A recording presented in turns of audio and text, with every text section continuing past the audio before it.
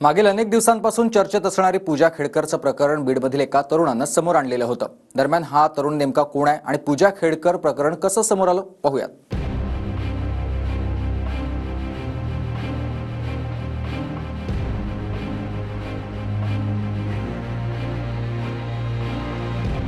मागील काही दिवसांपासून देश पातळीवर पूजा खेडकर प्रकरण चांगलंच गाजतंय। खासगी गाडीवर अंबर लाल दिवा, भारत सरकारची पाटी, प्रशासनाकडे दिखाव्यासाठी केलेल्या वेगवेगळ्या मागण्यांमुळे पूजा खेडकरची देशभरात चांगली चर्चा आहे। दरम्यान पूजा खेडकरच्या या प्रकरणाचा पर्दाफाश केला बीडच्या एका तरुणानं। 6 जुलैला वैभव कोकाट या तरुणानं पूजा खेडकर संदर्भात एक ट्विट केलं आणि राज्यात एकच खळबळ उडाली।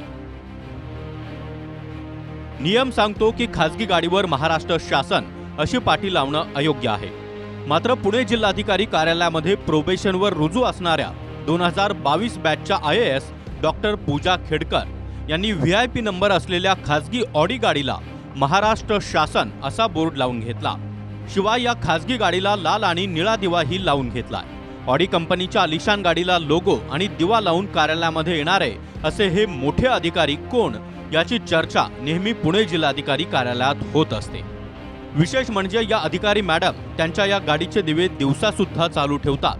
या अधिकारी मॅडमचे कारनामे फक्त कार पुरते मर्यादित नाहीत। वरिष्ठ अधिकारी शासकीय कामासाठी मुंबईला मंत्रालयात गेले असताना त्यांचे अँटी चेंबर बळकावून या अधिकारी मॅडमनी चक्क वरिष्ठांच्या अँटी चेंबरचे सामान बाहेर काढून तिथे स्वतःचे कार्यालय थाटले।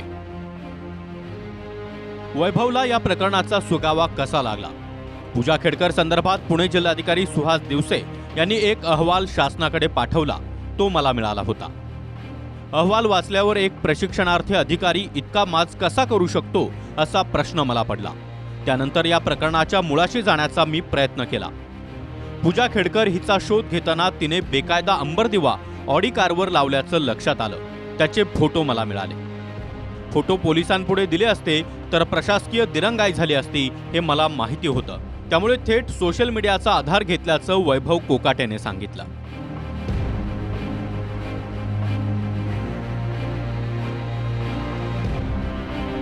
पूजा खेडकर प्रकरणाचा पर्दाफाश करणारा वैभव कोकाट आहे कोण? वैभव कोकाट बीड जिल्ह्यातील रहिवासी आहे।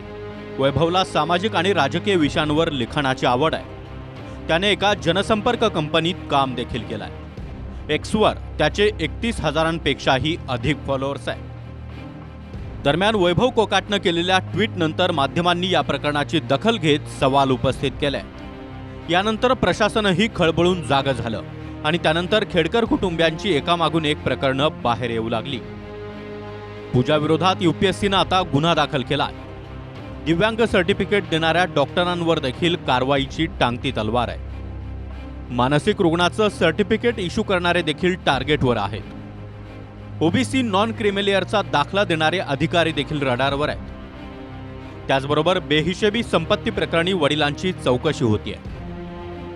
पिस्तुलानं शेतकऱ्याला धमकावल्याच्या आरोपात आई अटकेत आहे।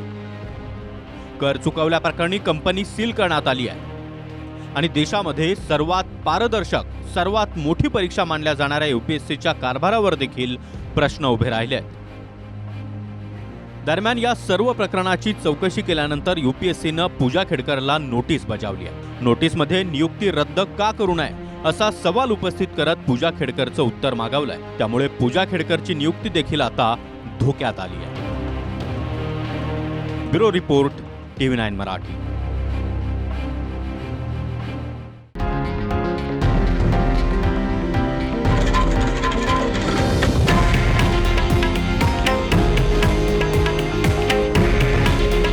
हे आहे देशातील नंबर 1 न्यूज नेटवर्क आणि आपण पाहत आहात TV9 मराठी।